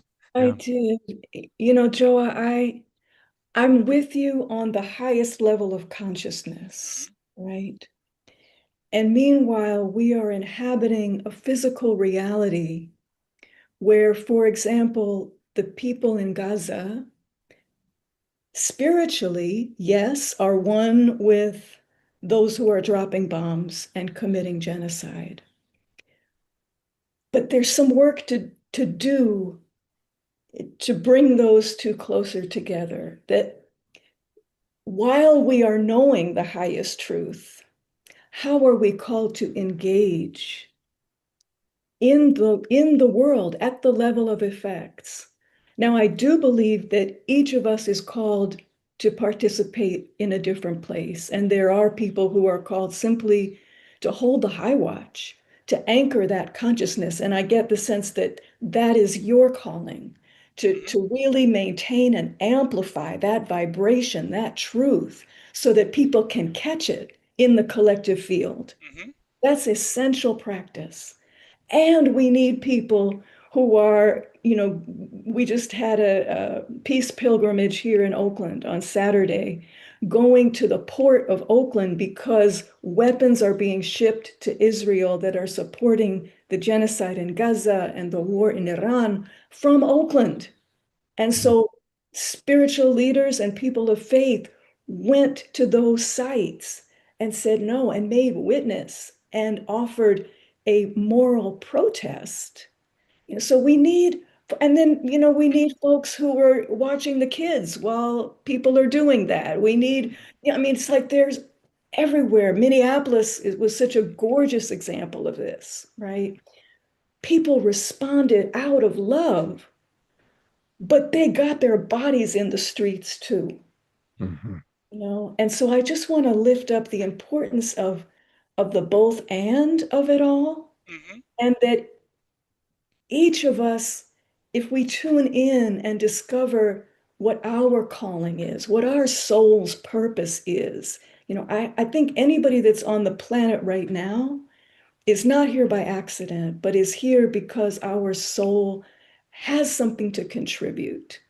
And that can look all different kind of ways. Yep, I agree.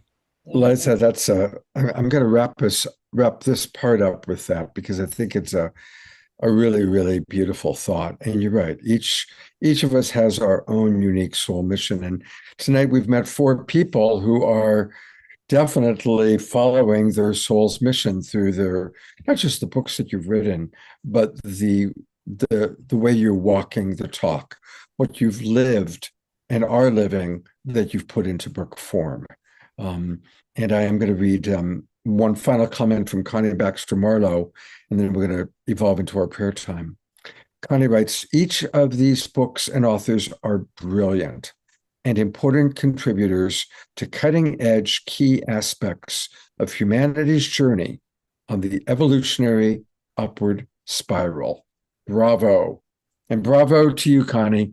You summed it up beautifully. So I want to thank all 4 of you for your contributions to our awakening world, both the show and the big picture. And I hopefully would love to have each and every one of you back on the show where we can go more in depth with the beautiful things that you're doing in the world. Thank you very, very much. Thank you. Thank you. Thank you.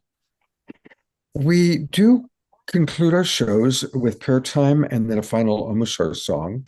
And, especially talking about sacred activism, that's a perfect segue. So I'm going to turn it over to Diara, our prayer mistress, masteress, goddess of love. Thank you, Scott, and welcome, welcome, welcome to our authors and to our beautiful community, inviting you to return and be a part of our amazing Zoom room and come back and continue to contribute. And I hadn't realized that my mission, I've been bringing spirituality into the public schools since 1998. and didn't realize until tonight that, in a sense, I was preparing people for ontological shock, as well as shifting this evolutionary paradigm. So thank you, thank you, thank you. And what a beautiful blend of the intellectual and the heart and all that we are in this beautiful tribe. So in our prayer time, we often ask for support in the expansion of our understanding of these new shifts, of ways to expand our own missions. And we also ask for the use of all of our beautiful energies to send healing out into ourselves, our inner circles here, and out into the world and the galaxies beyond. And one of the things that we do also that I'll offer to our authors is a space here to go even larger into the unusual. And so very often we speak light language. And so I'll begin this part of our prayer. Mahashakina swena he mehe. To home e kishina ahane mini sweetina o ome shekitina hasitina asimehe. Ono he shikimi ina hasakatano. Eshimina hasikitina na. Oshi asemehena. Okone titishi. The blending of all the worlds, the blending of all the parts. This beautiful expansion of light and love. We offer this prayer to all those in need, bringing it right down to the here and now. We offer prayers to our beautiful Eleanor Joy and for physical healing in her body, in her elbow, her arms. Prayers for Cornflower's mother, beautiful musician that comes into our circle. Prayer for our beloved Scotty and his healing. And feel free to put more prayers into the chat. Scott does a really great job of grounding us into that. And I'm asking for resilience on the part of all of us for the work that we're doing, the truth that we're speaking into the world. May we have even greater courage and even greater strength in our softness as we step by step, piece by piece, show the way. Are the way. And just breathing that in and sending this love all the way up to the very top of our globe and all the way down to the bottom of our globe, expanding it out into the galaxies beyond. And just wrapping this in love and light, because I know Scott's probably ready for dinner. And we love to be serious and jovial all at the same time because we can hold all of it. And so it is. Thank you. Let's just have a moment. I'm going to go to gallery view. Let's have a moment of 1 minute or two where we just each send out prayer for whoever. It can even be yourself, whomever you're in awareness of that needs extra love. And remembering Yogananda's suggestion of that beautiful prayer of just maximum grace. Maximum grace for Scotty Satori, maximum grace for all the beings that we love and care for.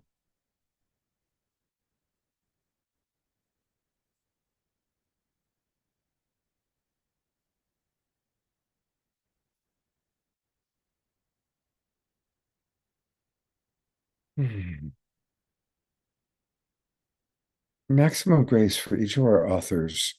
May their work get out to the world and reach those beings who will most benefit from reading the book or listening to the audiobook or listening to what they have to say. Thank you, beautiful, beautiful authors that we love.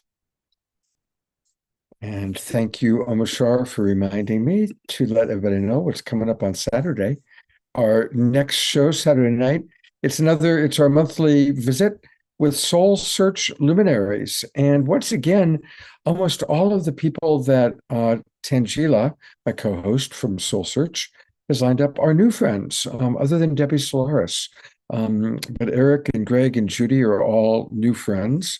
We're going to have a special guest, which you'll have to come on Saturday night to discover who that's going to be. And as always with Soul Search, they'll be providing psychic readings and/or healings for select members of the audience. So definitely join us live in the Zoom room if you can on Saturday night. And that's going to be our next show. And it is now my pleasure, one final time, to turn it over to our beloved Omar Shar to close us out.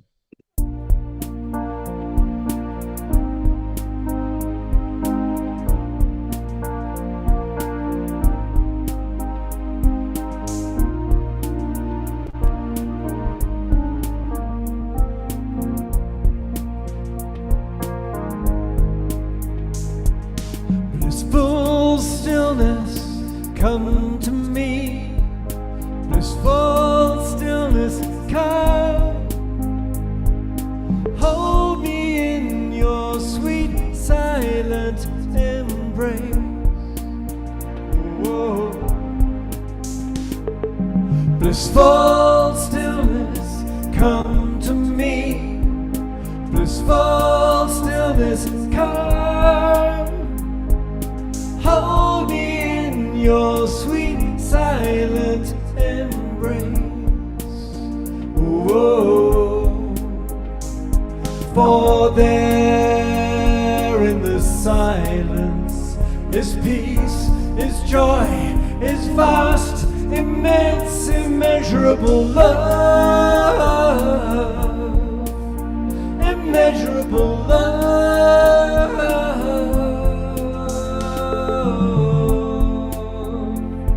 I call to my silent friend, my Lord, myself, my own. I call to the place within wherein lies the keys to freedom.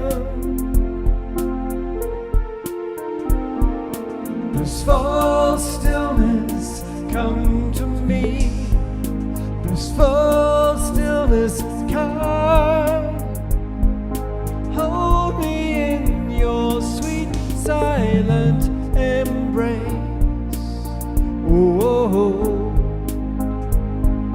Blissful stillness, come to me. Blissful stillness, come. Hold me in your sweet silent embrace. For there in the silence is peace, is joy, is vast, immense, immeasurable love. Immeasurable love.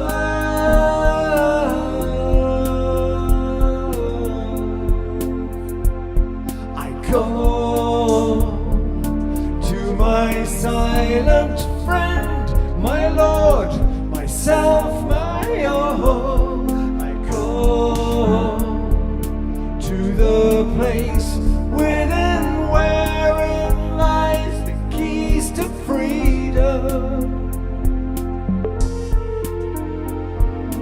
Blissful stillness, come to me.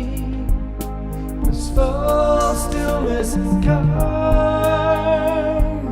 Hold me in your sweet silent embrace. Whoa. Blissful stillness, come to me. Blissful stillness, come. Hold me in your sweet silent embrace. Whoa.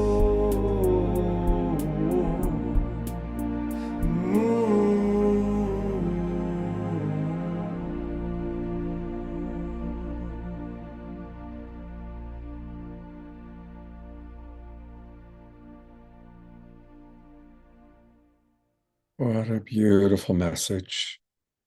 May that blissful presence come to each and every one of us. Thank you so much, Omar Shar. And thank you again, our wonderful authors that we love and global peace tribers that we love. And please buy their books. Please support these wonderful, brilliant teachers. And I look forward to seeing all of you on Saturday night. God's blessings and take care.